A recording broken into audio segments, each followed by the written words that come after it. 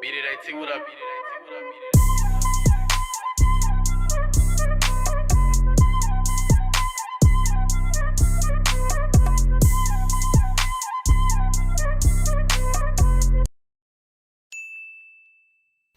All right, so moving on, we are going to break down the drums that I have in here. So the drums that I had, I kind of designed them after like the West Coast club, taiga, bounce. So I'm going to go ahead and play our chorus drums. I'm going to go ahead and mute our instruments. Actually, I'll play them for you guys just first.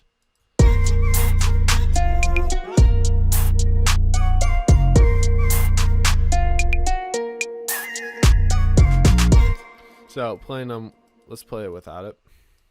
And we are in the key of A sharp minor at 110 BPM, making the West Coast type of style. It's key to have the right BPM. The key, you can kind of switch it around. The key does play a factor, more so in the mood of the song or beat. But the BPM is what's going to really determine is it that West Coast. And a lot of West Coast stuff is between the 90 to 115 beats per minute range. That's why we're at 110. We're just a little bit fast, but it's still within that range. So I'm going to play everything without the vocals, flute, and string instrument.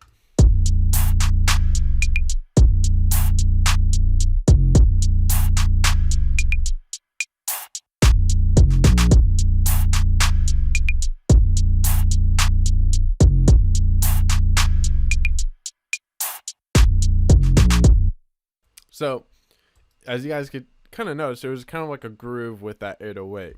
So if we look at the 808, it starts on the A sharp, and then it has this slide. And it comes back right on that second measure.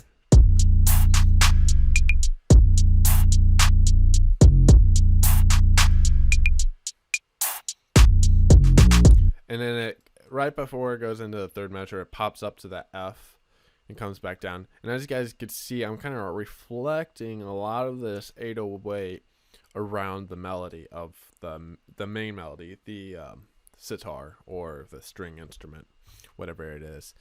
And so on that F, it comes up, comes back down, slides down, kind of like how it did in the first measure. But the listener is kind of anticipating that 808 to come right there, but it doesn't. It actually comes on where that clap is at right there. And it kind of has this weird bounce. Normally I wouldn't put an 808 right on the clap. And it just goes dun dun, goes up. So it's kind of like just trying to pull in the listener.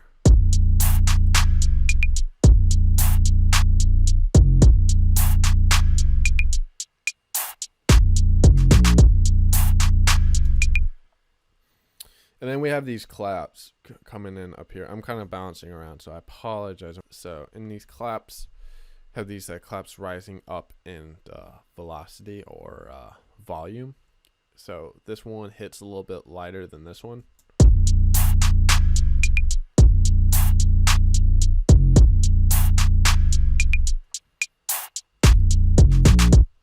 We just got a simple two-step hi-hat, very simple, just keeping the rhythm. Then we got these reverb hi-hats. They just add a little bit of beef. It's usually only on the clap where there's like that lead in. You can kind of hear that echo of that clap.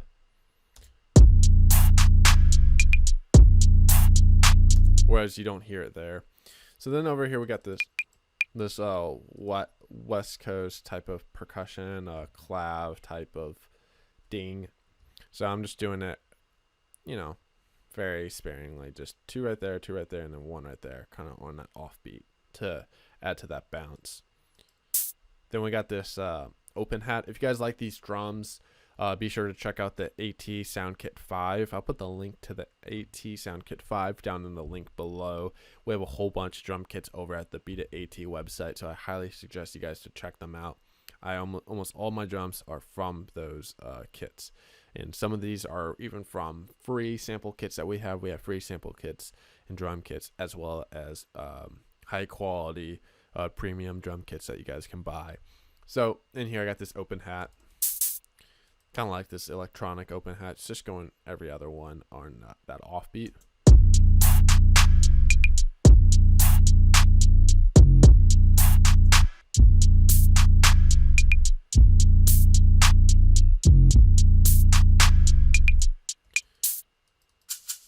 I don't think I used that one at all in this.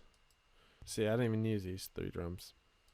So then when I add this, I got this, we don't have this kick. Got this little, just that West Coast Vox, that generic chant you hear in like DJ Mustard type of beats.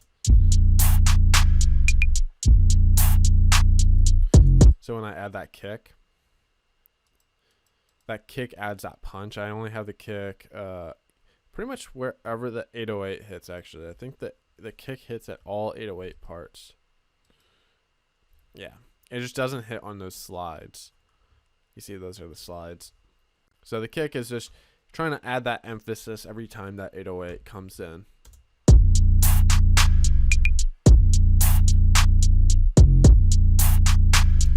So let's go into the next pattern. So what we got over here. I think the only change we got is the clap.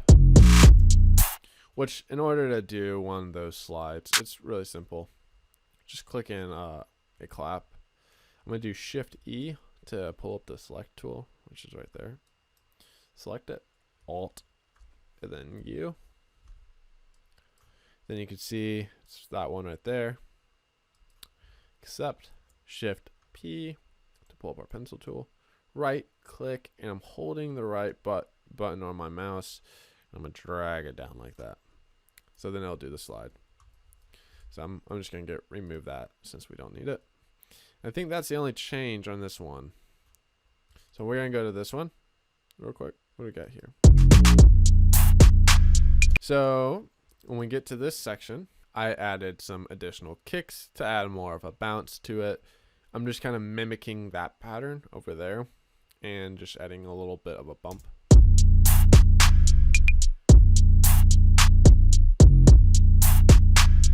So that kick we're adding.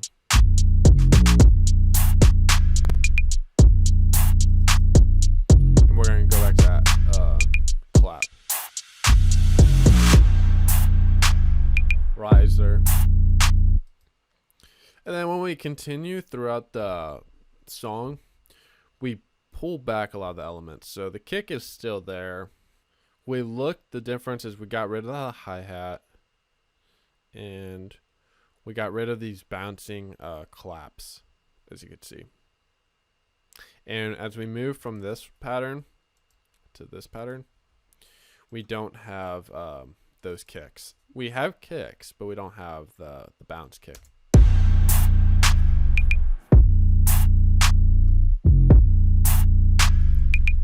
The tempo kind of changes because we got rid of that hi-hat that added that every 2-step bounce. And that's just an easy indicator to the artist and songwriter that, okay, this is a change. So usually they would know that, okay, this is the verse because there's less elements coming in. Less elements in the verse means there's more room for the artist to kind of perform or fit more words into there. Because as an artist is saying a lot of words or having a lot of ad-libs in certain elements, it uses up space. The chorus is going to be something simple, catchy, and repetitive. So although there might be a lot of layers on the vocal, it's going to be something fairly simple. He's not going to try to bar you to death in the verse. And if he is, the song's beat elements will be kind of wrapped around that in the correct sense. So continuing on, we got this part right here. We add in these bounced kicks, and then we also add these claps. And then we just, on this one, we bring in the hi-hats.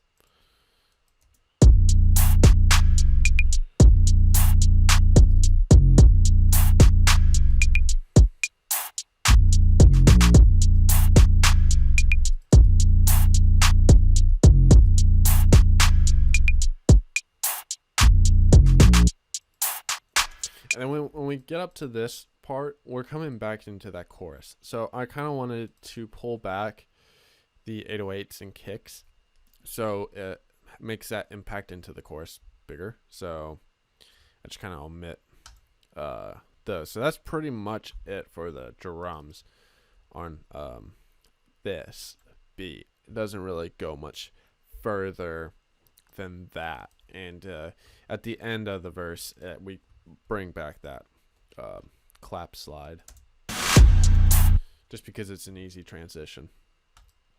So that breaks down on how to make Taiga type of drum patterns in your beat.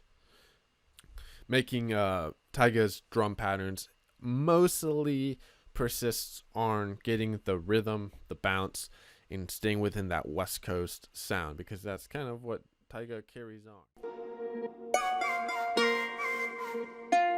Beat it, IT, what up?